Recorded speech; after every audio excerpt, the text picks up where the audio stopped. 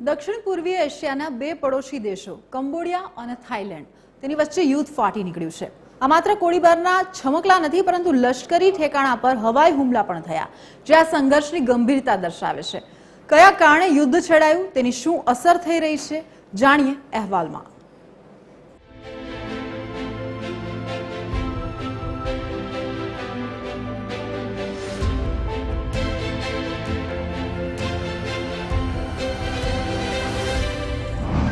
Cambodia Thailand Shiv મંદિર વિવાદ।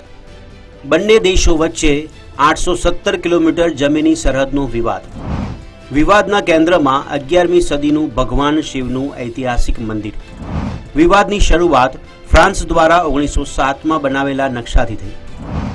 આંતરરાષ્ટ્રીય કોર્ટ ઓફ જસ્ટિસે કંબોડિયાના પક્ષમાં નિર્ણય આપ્યો।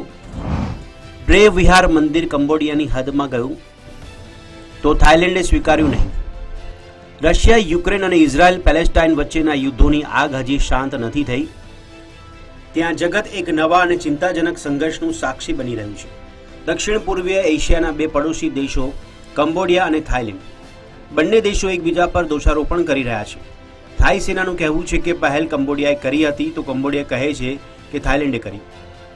થાઈલેન્ડના વિમાનોએ ઐતિહાસિક પ્રે વિહાર મંદિર નજીક બોમ્બ ફેંક્યા।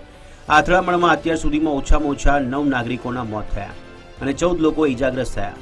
સૌથી વધુ જાનહાનિ થાઈલેન્ડના સી સા કેટ પ્રાંતમાં થઈ છે। હવાઈ હુમલા શરૂ થયાના કલાકો પહેલા જ બંને દેશે એકબીજા સાથેના રાજદ્વારી સંબંધો પણ રદ કરી દીધા હતા અને સરહદ પર યુદ્ધની સ્થિતિ ઊભી થઈ।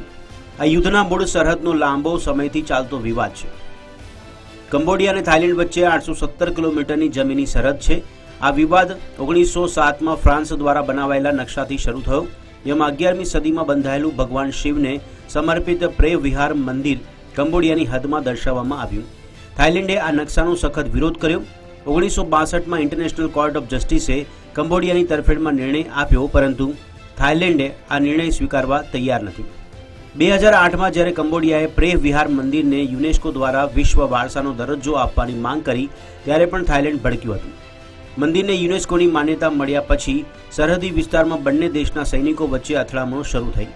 વર્ષોથી ચાલી રહેલું સંઘર્ષ 2011માં તે ચરમસીમાએ પહોંચ્યું, જેના કારણે 36,000 લોકો વિસ્થાપિત થયા હતા। કંબોડિયા ફરીથી 1962ના નિર્ણયને બહાલી આપવા માટે ઇન્ટરનેશનલ કોર્ટ ઓફ જસ્ટિસમાં ગયું અને કોર્ટે 2 વર્ષ પછી તેના અગાઉના નિર્ણયને ફરીથી સમર્થન આપ્યું। થાઈલેન્ડ આજે પણ આ નિર્ણયને સ્વીકારી શક્યું નથી, જેના પરિણામે નાની મોટી અથડામણો થતી રહી અને હવે તે હવાઈ હુમલા સુધી પહોંચી ગઈ। ગુરુવારે સવારે થયેલી અથડામણ પહેલા કંબોડિયાએ થાઈલેન્ડ સાથેના રાજદ્વારી સંબંધોને સૌથી નીચા સ્તરે લઈ જવાની જાહેરાત કરી। પોતાના રાજદ્વારીઓને પાછા બોલાવી લીધા અને થાઈ રાજદ્વારીઓને હાંકી કાઢ્યા। રશિયા, યુક્રેન અને ઇઝરાયલ પેલેસ્ટાઇનના યુદ્ધોની જેમ જ કંબોડિયા અને થાઈલેન્ડ વચ્ચેનો આ સંઘર્ષ પણ માનવતા માટે ચિંતાનો વિષય છે। સરહદી વિવાદો, ખાસ કરીને ઐતિહાસિક અને ધાર્મિક સ્થળો સાથે સંકળાયેલા વિવાદો કેટલી હદે ગંભીર બની શકે છે, તેનું આ એક ઉત્તમ ઉદાહરણ છે। Bureau report, TV13 Gujarati.